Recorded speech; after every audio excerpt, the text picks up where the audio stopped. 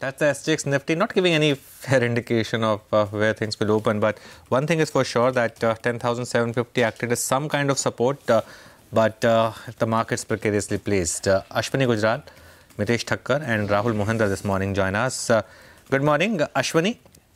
What's the trade? If we open somewhere around 10,750, the yesterday's close? Well, good morning. The point is we will possibly open at 10,750 and not 11,050. So that way a lot of this downside may be done. At least you are in some sort of a lower level, quote unquote, a buy zone. So if we open gap down, at least I have long positions from yesterday. Possibly could also add because we've fallen for a bit. Even if we go down to 10,650 and you average down, 10,700 hasn't been all that of a bad level to be long at. So I have long positions. Nifty, I think 10,750 to about 10,840, which is the 200-day moving average. That sort of range is possible. So I would probably take some profits off maybe around 10,840, 850, because things will be at best choppy. We can't roar on while globe is a bit weak. Okay. Similarly, Bank Nifty, the range could be 26,950 to about 27,170, broadly 27,200. So you have to buy the dips and keep taking mild profits. I don't think it'll be a big range expansion type of day. But what would be the stop loss for this trade, Ashwini? Yesterday's low. Okay. Which is? Which is about, I think, 10,720. Oh, right. Fair enough. Okay. Well, let me get to Mitessh. Good morning, Mitessh. What is your index trade, if any? Good morning. So, another two observations. One, we are at the support zones of 10,750, 730. We have declined for 6 days. But also is the fact that the 6 days of decline has had a negative effect on the weekly charts, which is where I'm worried about. So, my sense is that I think in case we hold these levels and get past 10,800, then I think it will be a market which will get back into range. Otherwise, if we stay or continue to trade below 10,800, my sense is that eventually we should look at a breakdown. A test of 10,660 is the minimum, but 10,500, 480 is the more logical target on the downside. So in that sense, we'll maintain a negative bias unless until we start getting past 10,800 on the upside. Okay, well, Rahul Mohindra is also joining us this morning. Hi, Rahul. Good morning.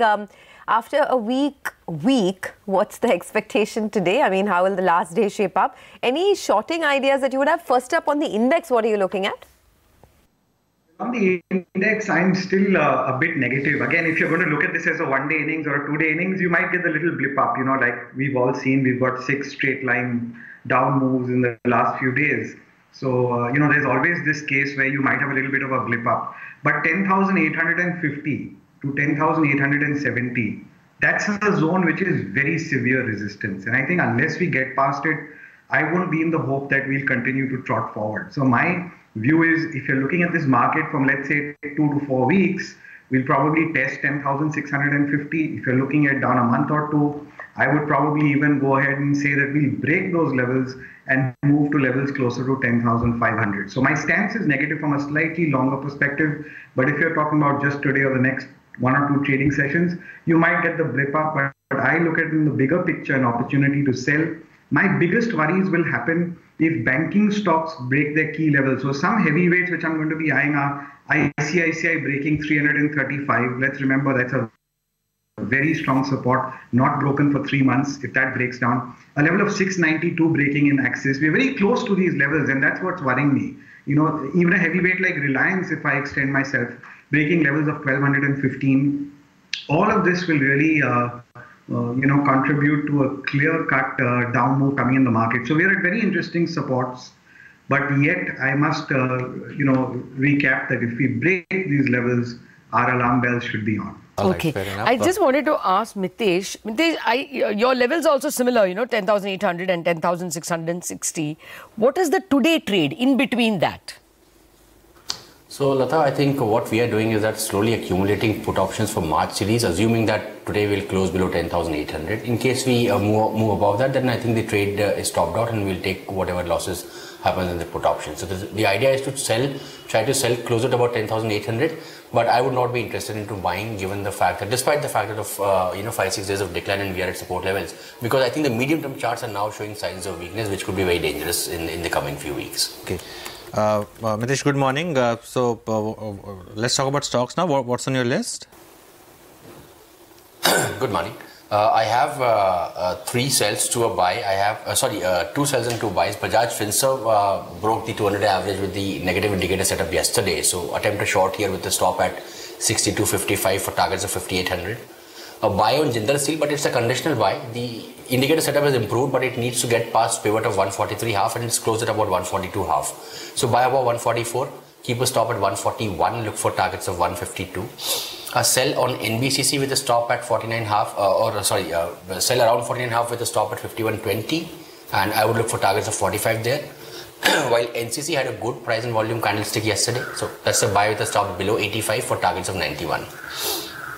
Ashwani, what would your call be for today, and how do you approach some of these stocks like Yes Bank that have had a big move lately?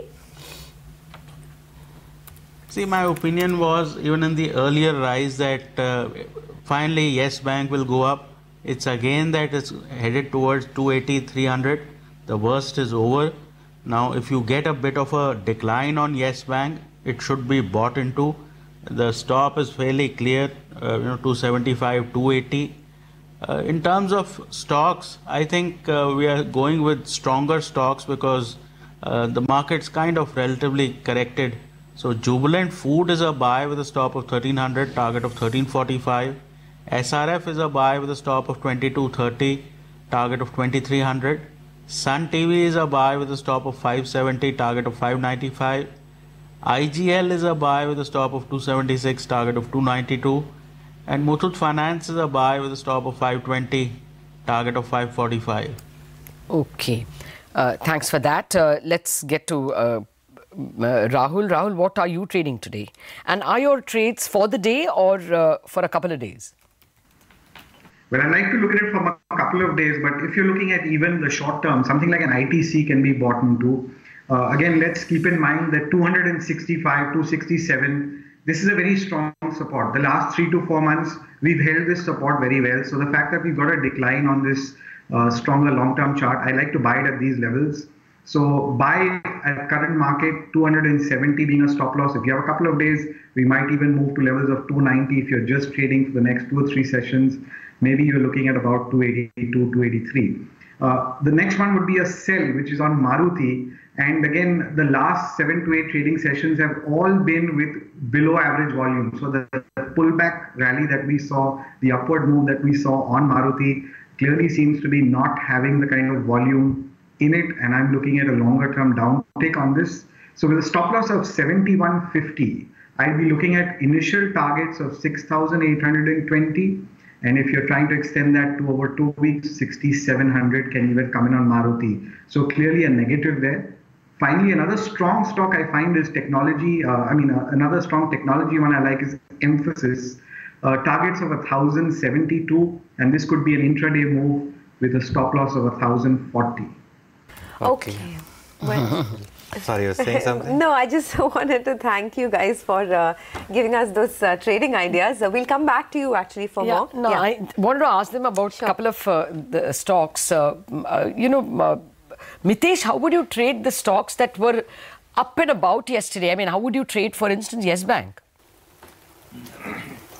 See, Yes Bank, Lata, I think has had a very strong reversal. I think this will keep the stock in good stead, but the only level which I would watch on the upside is very close to the closing, yesterday's closing.